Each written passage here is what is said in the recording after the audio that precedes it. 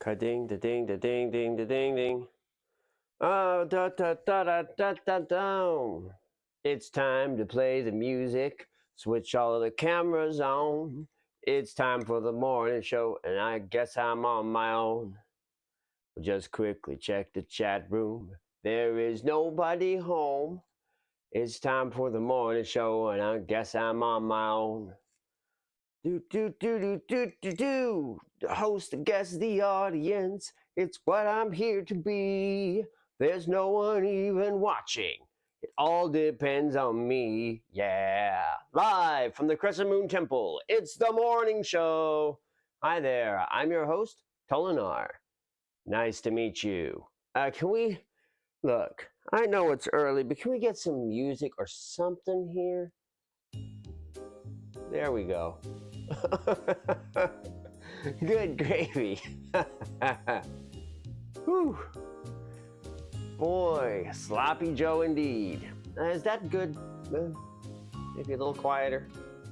Somewhere around there. Great.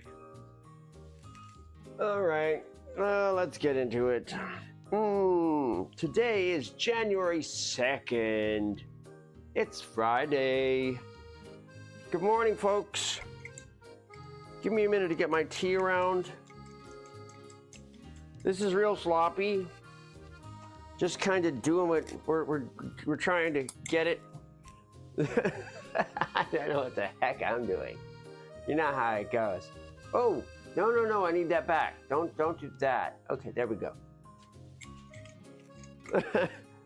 Like it makes a difference. But we're okay here. Okay. Is my microphone on? Well, it's definitely morning. Let's see. Am I? Yeah, I'm stable. We're good. Terrific. Okay. Here we are. If you don't recognize, this is a song from Katawa Shoujo that was not in Katawa Shoujo. And it's a bit of a rough story how that came to be, but good enough. We're going to get with our usuals. In a moment, we'll have Kentaro Sato and the Budapest Symphony Orchestra playing the soundtrack to my life, Stardew Valley. Why don't we get on with today's topic, huh? I think that's a good idea. Right now, I'm preparing my tea, which is Earl Grey with lavender syrup and a little bit of milk and a few shots of L-theanine and a quick hit of Upersia root, whatever that's supposed to mean. It all sounds confusing, in my opinion, very confusing. And this doesn't seem to be operating well. I'm not sure there's any of that left. There, we got it. Okay. So, on the docket today, water and the phone. What? What? We're plugged in. Who's bothering me about what now? Okay, hang on. Okay, it's nothing.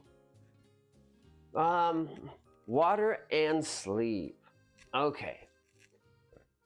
The Dalai Lama was once quoted, if asked how he could change the world, he would make sure that people got enough water and got enough sleep.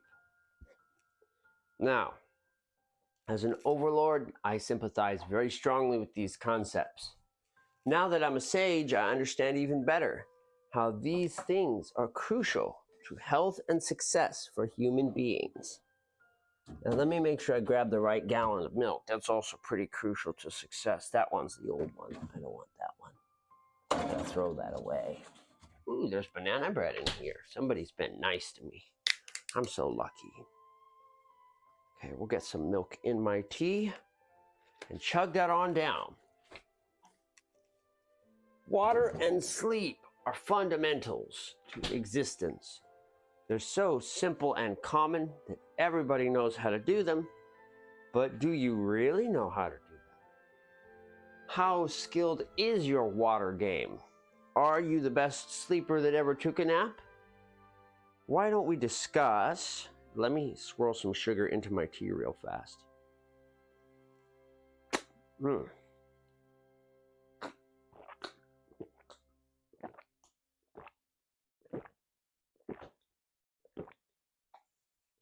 Mm.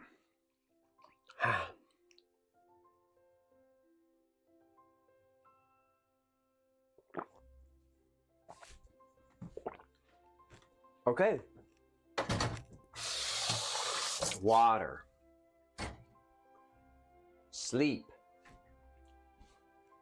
The two great pillars of comfortable living. Most people agree that if you are suffering from general living discomfort, the two biggest things you can do to make adjustments are to improve your water and sleep game. Oh yeah, sorry about that, folks. That was a 9-pointer. So,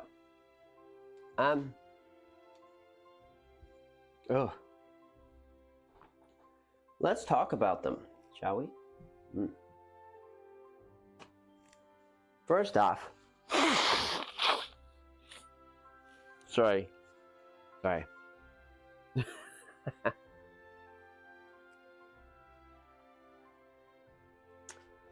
Water. Humans need it for a number of different functions.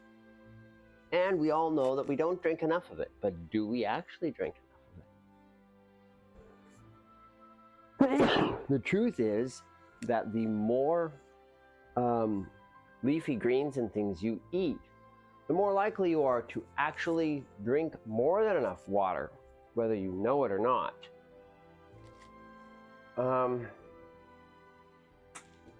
It's actually quite likely that you consume plenty of water.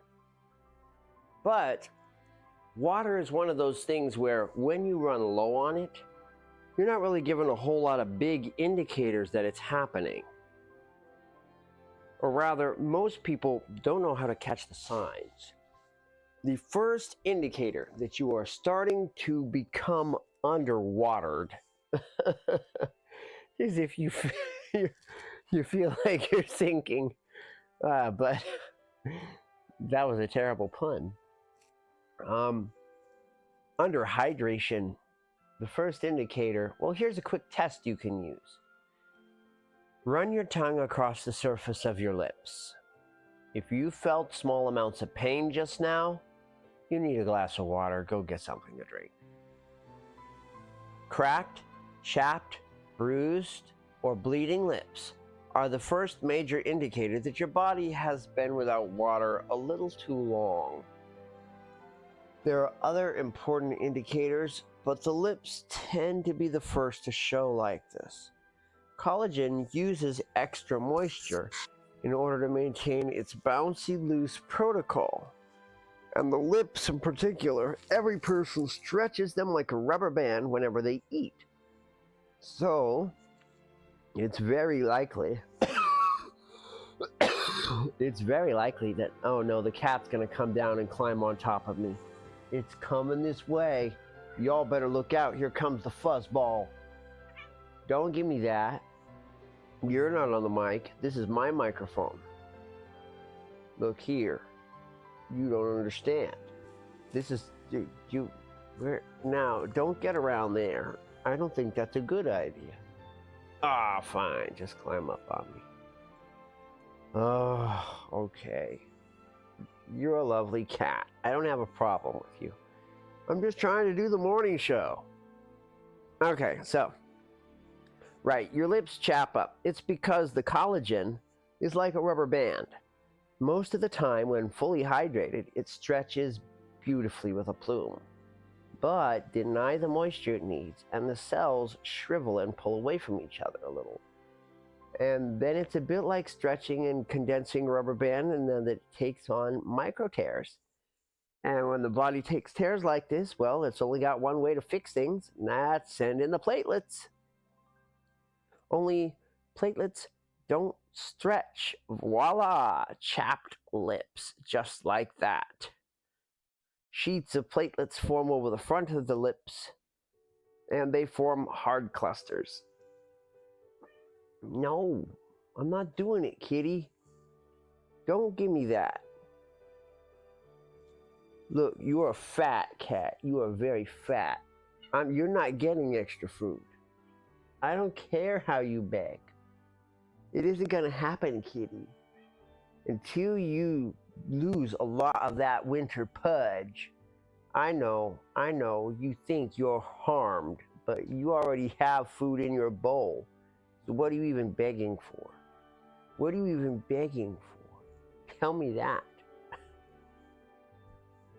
Yes. Oh, you're a sweetheart, Mana.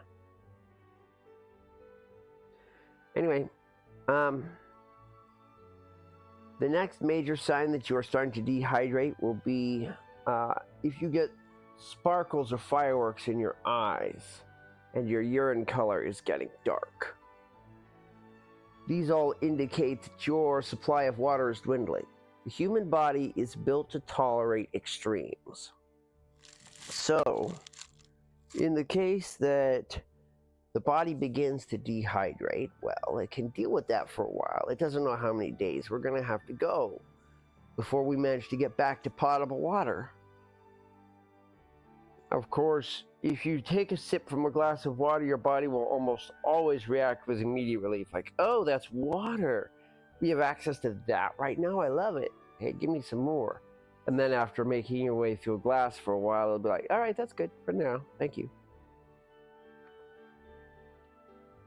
You can tell that a body is properly hydrated when all the other warning signs, creaky muscles, stiff frame, sparkles in the eyes, have gone away, all the way out to collagen cracks on the lips. Then, as moisture continues to increase, not a lot happens. The body will use it to flush your muscles. The more you work out, the harder you exercise, the more you use your body, the more you're going to need extra water to flush in order to gain full benefit from your growth. Otherwise, your body won't be able to fully get rid of the toxins, and you will have limited gains in your muscles. This is why people who exercise insist on water and stretching. Stretching forces the acids out of your muscle tissues, and hydration washes it away. It's a 1-2 punch that helps ensure proper growth. Still, past that, there is the texture of the skin. When a person is properly hydrated, which can be challenging in winter months like this, then their skin naturally comes smoother and looks healthier, with better clarity, better circulation, and less likely to have acne and things. The skin dries out when there's not enough moisture. It shrivels a little bit, it tightens a little bit, it has less defense. So yes, proper hydration is a very easy skin hack for beauty. But if your body is using excess moisture for beauty and your urine is almost completely clear, you don't need more water. Where is that line? Well, it's supposedly around 3 liters a day. Depending on what you eat and what you drink, it can be different from that, as well as your level of activity. The important thing is that you don't just sit down with a giant jug of water and try to slam it. It doesn't work like that. Your body can only handle so much water all at once before it enters an unhealthy medical state. And no, I don't mean drowning. Not this time. The body maintains the health of its cells by very carefully controlling the electrolyte levels. We're talking salt, sodium in the body. But if you consume too much water, then the balance is thrown off and your cells won't be able to absorb water even if they need it. Your body can have diluted sodium, which is a very serious medical condition. And before you get there, you're likely to cause swelling of the neurons in the brain. In other words, you'll get a mild headache. That's your body saying, hey, you better back off on the water, at least for a little while. You're overdoing it. Having too much water can be much more uncomfortable than not having enough, because it's a more unfamiliar problem for the average human. We're used to dealing with shortages although those shortages need to end quickly. The body very quickly ramps up signals that it really, really, really wants something to drink right now. 3 days. After 3 days without water, your body will be seriously suffering. You can go without food for a good while, maybe even a week or two, but without water, you're gonna be in bad shape.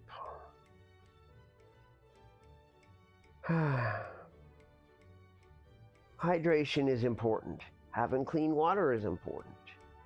Overmineralization can make things unpalatable and reduce the over amount you drink.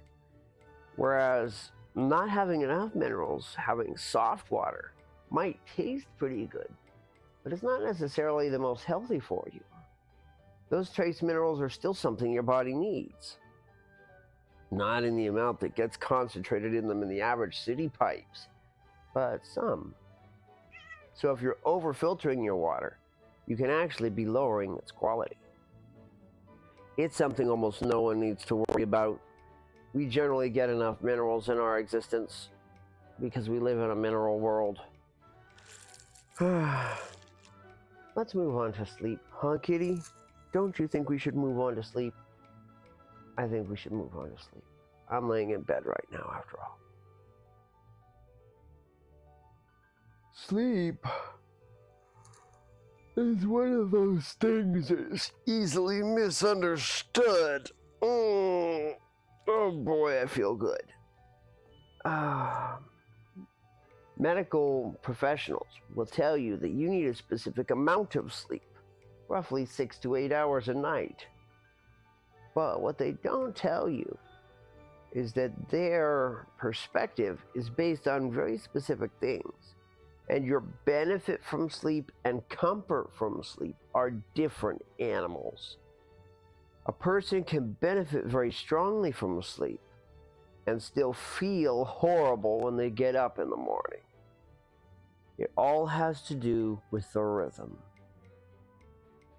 When a body sleeps, it is maintaining a repair cycle. Now, we, for some reason in America, use loud, garish alarm clocks that go bang, bang, bang, or make other awful noises that disrupt one's level of comfort pretty seriously. They're all awful. And the first time you hear a new alarm clock while you're in the middle of sleep, it's a bit like someone smashed a pane of glass in your mind. You're like, ugh. Oh, it's the alarm clock. It's because your body was in the middle of its natural cycle and was jolted out of it. This is not the right way. When the body's cycle is disrupted, it results in grogginess, a lack of clarity of the mind. It can make you feel impatient, make it difficult to concentrate. It can even make you feel like you didn't get any sleep at all, when you actually got quite a lot. The key then is not in how much you get, but controlling the way you enter and exit sleep carefully. Why don't we start with entering sleep first? Now, there's a lot of advice you can find on the internet, and most of it's very useful.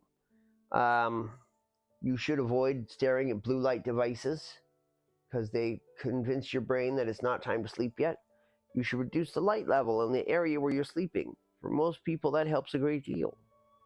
It helps enforce the circadian system. You should avoid eating heavily immediately before you try to sleep. Caffeine is a no. Alcohol is a no. If you drink too much water, you can disrupt your sleep cycle, etc., etc., etc. We all know these things. We've heard them before. We've heard them. Here are some things you probably haven't heard about sleep cycles. It changes by season. So, like I mentioned earlier with water, the human body is designed to deal with it. It is designed to be highly flexible and manage a variety of different conditions. And winter is one of them. In the cold hours of winter, there's less than 8 hours of daylight. It can be difficult, especially if it's cloudy or gray or miserable. It can be difficult to get the light required to trigger circadian rhythm. Now, circadian rhythm, in case you haven't heard of it, is the natural rhythm implied by the sun.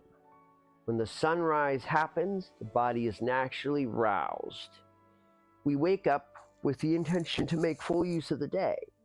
Then, as the sun goes down and sunset happens and the light level dwindles, the body naturally feels inclined to rest and begin repairs for the next time that the sun rises. This is the circadian rhythm, and it is most prominent in the spring and autumn.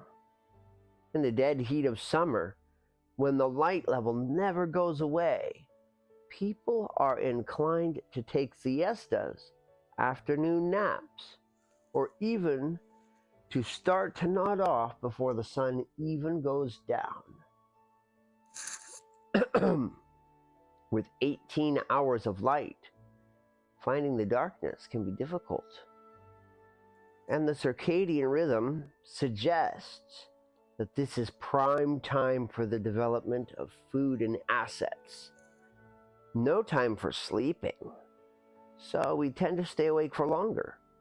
Also, the dead heat of the midday can be exhausting, prompting the body to take an impromptu snooze right in the middle of it all. But right now, we're in the ice of winter, and the opposite is happening. The winter robs us of light. It makes it difficult to connect with the circadian rhythm, and a lot of people are having trouble staying asleep right now. Their body naturally understands that the night is going to take a while. And so the body has a tendency to split that heavy period of darkness into 2 sleep cycles or more. So, right in the middle of the ordinary sleep cycle, we wake up and thump around for a couple of hours and go back to bed. We feel guilty that we've ruined our sleep, but actually, we are engaging an old sleep system, the biphasic. Now, technically, the summer snooze where we catch a midday nap is also biphasic. We feel moderately tired having done most of our morning work. It's 3, 4, 5 p.m. and it's the heat of the day.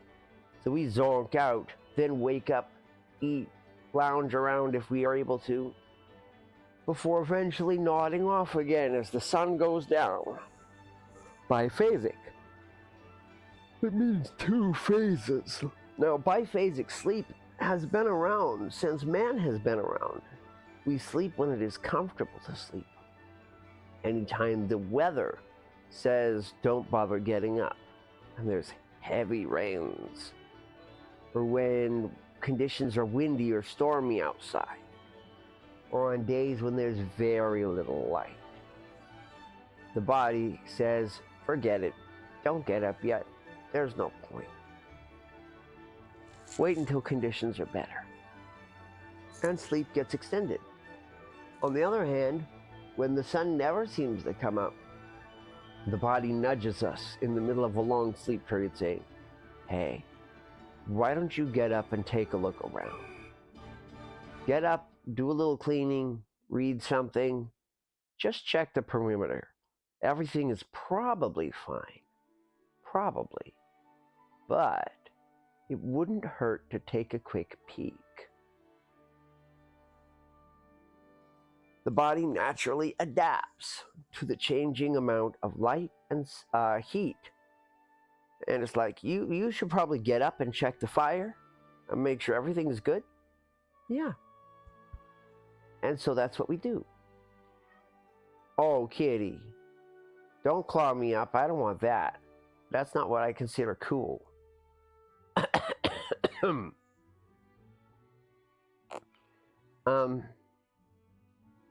Biphasic sleep patterns are just as natural, if not more so, than monophasic ones. Now, doctors will say you're disrupting your sleep pattern. You're ruining your rhythm. Maybe. Here's the thing. If you force your body into anyone's sleep pattern, then yes, you're going to mess up your rhythm on some level. But the truth is, sleep rhythm revolves around cycles that happen every 80 to 100 minutes. So going to sleep for 3 hours, then waking up briefly, you're probably at the end of a second cycle and your body has decided to tap you awake to see if everything's okay. Or go get a glass of water. Like, hey you, go ahead and pop awake. Take a look. All right, there's nothing going on. After about an hour or two, your body's like, we're good. It's good. Let's go back to bed. And that's fine. The key here is to not fight it. You want to help your body. So, before you sleep, stretch. And by stretch, I don't mean push your body out and then flop down. What you want to do is strain your muscles tightly for a few seconds and then relax. Then do this with another part of your body, starting with your hands and then your arms and then your feet and your legs. This is called progressive relaxation. Removing excess tension from your body will make it easier to go to sleep. Tension is the enemy when you need to sleep. You should avoid caffeine just before snoozing because it activates the mind and body.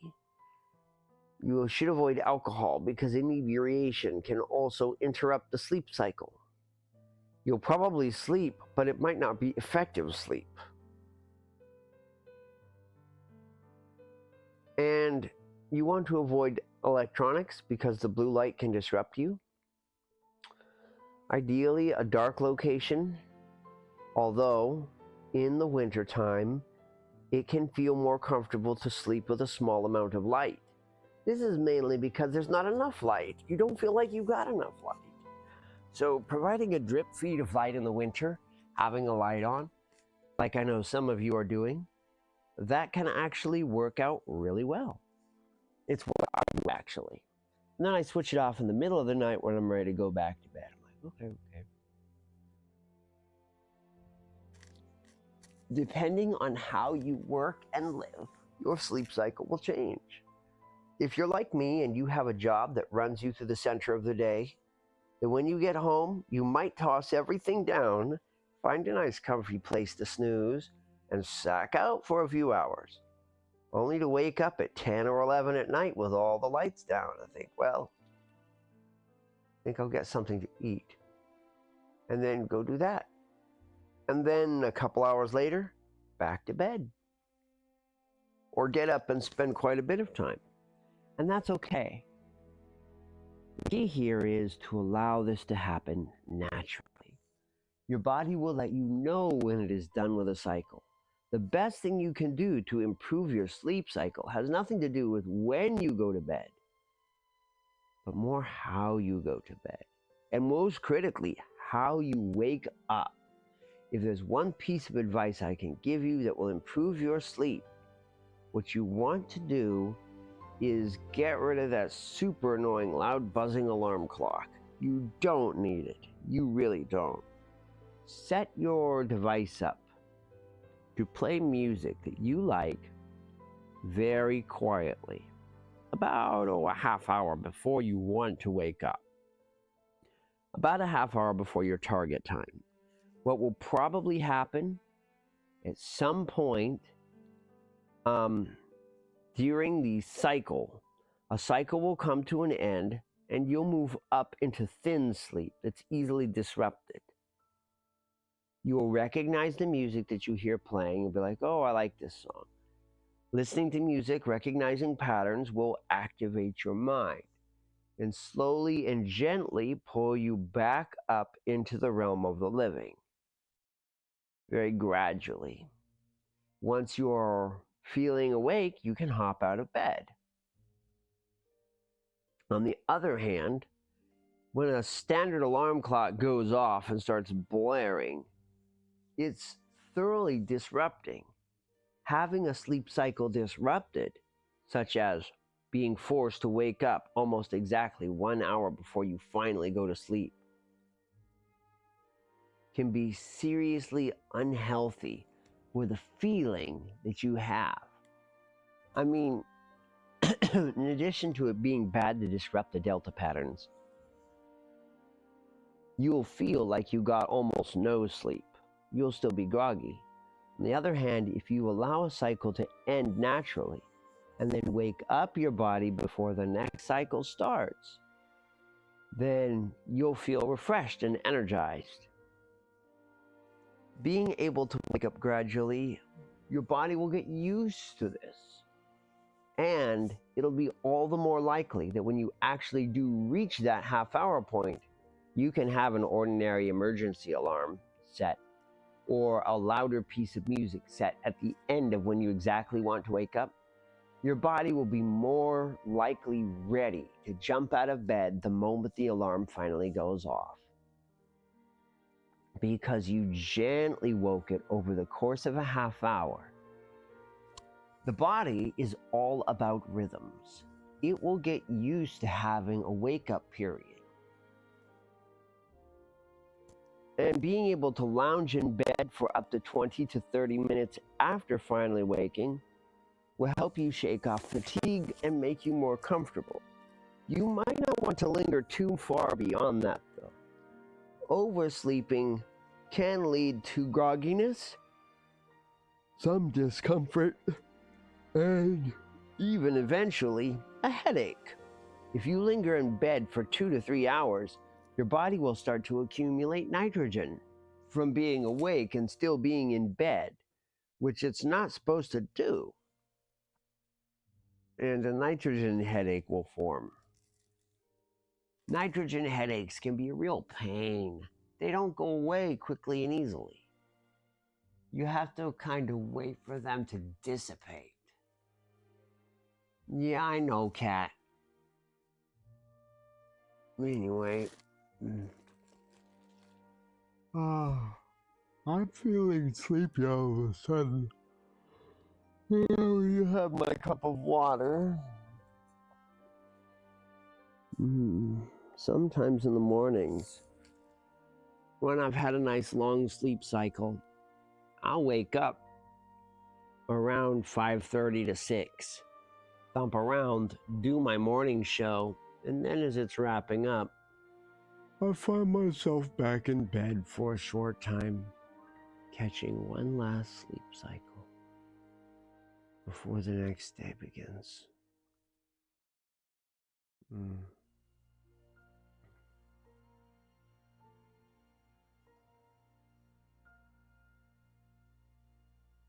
Anyway, sleep and water are fundamentals. When the body has enough water, it is able to recover from aches and pains easier and is less likely to become ill. While immediate relief from discomfort is the primary advantage we seek from drinking water, the actual benefit is significantly improved long-term health. Having water means having health. Water is life, and without water, there can be no life. Meanwhile, sleep is comfort. Sleep is the core of our repair system. And the more we allow ourselves to rest, not force ourselves into bed and lay there wondering what the hell we're doing with our lives, but allow ourselves to rest, the more we are able to properly recover and heal ourselves and be ready to take on what the day has to offer to us.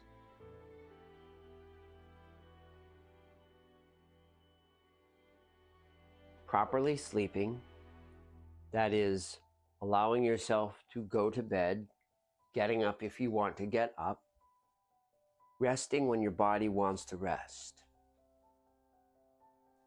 and getting enough water to maintain physical health greatly reduces the amount of stress that you feel on your body. Ah, that's better. Having water and sleep in easy and sufficient supply properly equips us to deal with the difficulties of the modern world, in particular, other people. The truth is, by getting enough water and getting enough sleep, we dramatically increase our propensity for peace. The Dalai Lama, when he suggested that people get enough water and get enough sleep, was trying to reduce the level of conflict in the world. And he was not wrong. The fundamentals are a great place to start. By improving the amount of water, the amount of sleep in the world, life gets better. So yeah, as my personal advice to you, your everyday hack, I can say this. If your lips are cracked or bleeding or chapped this winter, get a glass of water. Your body will thank you for it in the long run. And don't force yourself to sleep at specific times. The circadian rhythm is most prominent in seasons other than this one.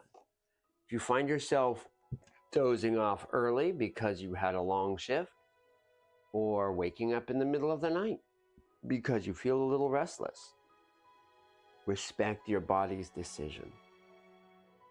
Do a little something, or take a little nap.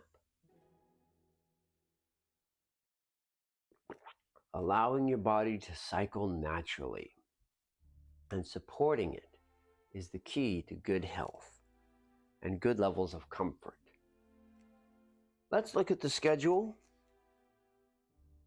Tomorrow is the 3rd. It is Saturday, and we're looking at a full moon. Very nice. It's the 8th moon. Maybe I'll tell you what that means at some point. Got a long ways to go. And things could be better for me, but they could be worse too. Let's see. We're looking at somewhere around 8 hours and 39 minutes of sunshine. That's enough for a nap.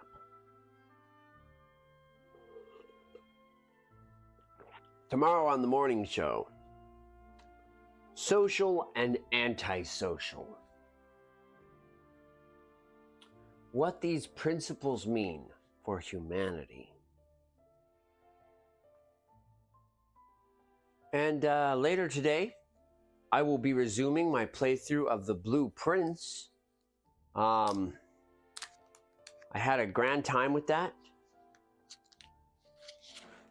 I really enjoyed it, so I intend to resume. Well, I need a nap, so I'm going to have a nice piece of chocolate and cut the stream just a little early. Thank you all very much for watching. And oh my gosh, I didn't record this. Well, I'll get the stream from Twitch. Okay. Thank you, everybody. Just another beautiful scuffed day out there.